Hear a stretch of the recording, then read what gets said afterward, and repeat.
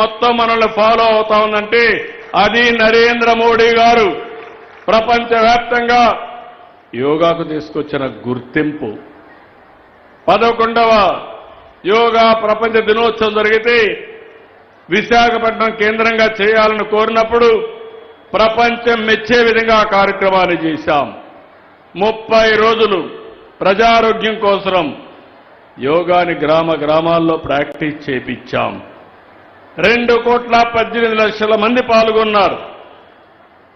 ఇంకో పక్క విశాఖలో ఎప్పుడు జరిగి ఉండదు 26.3 కిలోమీటర్లు 3 లక్షల మంది రాత్రంతా మేలుకొని తెల్లవారుతో 5 గంటలకు ఆ ప్రాంగణానికి వచ్చారంటే అది యోగాకుండే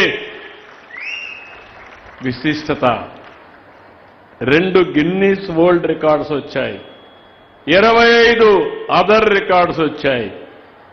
ప్రధానమంత్రి కేబినెట్ లో కూడా వ్యక్తిగతంగా చెప్పాడు, నేను చాలా కార్యక్రమాలు చూశాను కానీ నా జీవితంలో ఎప్పుడూ ఇలాంటి కార్యక్రమాన్ని చూడలేదని సాక్షాత్తు ప్రధానమంత్రి గారు చెప్పారంటే అది మనం చూపించిన చొరవ. దాన్ని విమర్శిస్తారు. విశాఖపట్నాన్ని గంజాయికి డ్రగ్స్ క్యాపిటల్ గా చేస్తే ఈ రోజు ఏఐ క్యాపిటల్ గా, డేటా సెంటర్ క్యాపిటల్ గా, యోగా క్యాపిటల్ గా మనం చేస్తున్నామని చెప్పి కూడా నేను మీకు తెలియజేస్తున్నా.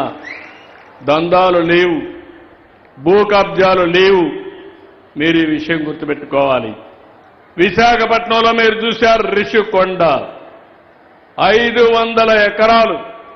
రిషికొండ ఋషులు ధ్యానం చేసిన ప్రదేశాన్ని గుండు కొట్టిస్తే దాన్ని కాపాడే బాధ్యత మనం తీసుకుంటున్నాం. 500 కోట్లు అక్కడ ఖర్చు పెట్టిన వ్యక్తులు కనీసం ఒక్క మెడికల్ కాలేజీ కట్టలేకపోయారు. సర్వే రాళ్లపైన 700 కోట్లు ఖర్చు పెట్టారు. ఆ సర్వే రాళ్లన్నీ ఇప్పుడు మళ్ళీ ఏం చేయాలో అవన్నీ చేసే పరిస్థితికి వస్తున్నాం. ఇంకో పక్క ఇంటికి కాంపౌండ్లు కట్టుకొని దగ్గర 12 కోట్లు 15 కోట్లు ఖర్చు పెట్టే పరిస్థితికి వచ్చారు. ఈ ప్రభుత్వం ప్రజల కోసం ఖర్చు పెడతాం. యోగా భావితరాలకు అవసరం, ప్రజారోగ్యానికి అవసరం. తప్పకుండా ఈ కార్యక్రమాన్ని ప్రజా ఉద్యమంగా తయారు చేసే బాధ్యత ఈ ప్రభుత్వం తీసుకుంటాం. ఇలాంటివన్నీ కూడా మీకు గుర్తుపెట్టుకోవాల్సింది. ఈ ప్రభుత్వాన్ని ఒకసారి చూస్తే గంజాయి వనాలుగా మార్చిన ప్రాంతాన్ని అరకు కాఫీ వనంగా మార్చామంటే అది మనకు వాళ్లకు వ్యత్యాసం అని చెప్పి కూడా నేను మీకు తెలియజేస్తున్నా. అందుకే మిమ్మల్ని అందరినీ కోరుతున్నా, ఈరోజు ఇక్కడికి వచ్చినప్పుడు మీ అభిమానం చూశా, మీ ఉత్సాహం చూశా. నేను మళ్ళీ కోరుతున్నా, ఏదో నెలకొక్క రోజున స్వచ్ఛాంధ్ర కార్యక్రమం చేయడం కాదు, అనునిత్యం మీ జీవితంలో ఈ స్వచ్ఛాంధ్ర, స్వర్ణాంధ్ర ఒక భాగం కావాలి. మీ ఆలోచన విధానంలో మార్పు రావాలి. అది మీరు చేయగలిగితే మీ భవిష్యత్తు బంగారు భవిష్యత్తు చేసే బాధ్యత ఈ కూటమిదని చెప్పి మరొక్కసారి తెలియజేసుకుంటూ ఈ కార్యక్రమంలో భాగస్వాములైన మిమ్మల్ని అందరినీ పేరు పేరున మనస్ఫూర్తిగా అభినందిస్తూ అందరికీ నమస్కారాలు. జై హింద్, జై జన్మభూమి. ఇప్పుడు ఒక ఖురాన్ తీసుకురండి. ఒక్క సెకండ్ మీకు ఒక ఎగ్జాంపుల్ చూపిస్తాను. అందరూ కూర్చోండమ్మా.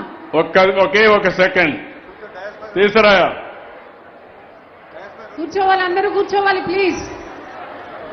అందరూ కూర్చోండి, ఇంకా కార్యక్రమం ఉంది. ఓన్లీ 1 మినిట్ అమ్మా, కార్యక్రమం ఉంది. ఇప్పుడు ఈ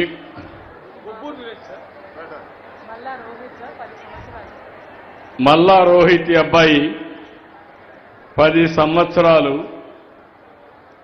ఇప్పుడు ఆ అబ్బాయి చాలా బాధేస్తుంది.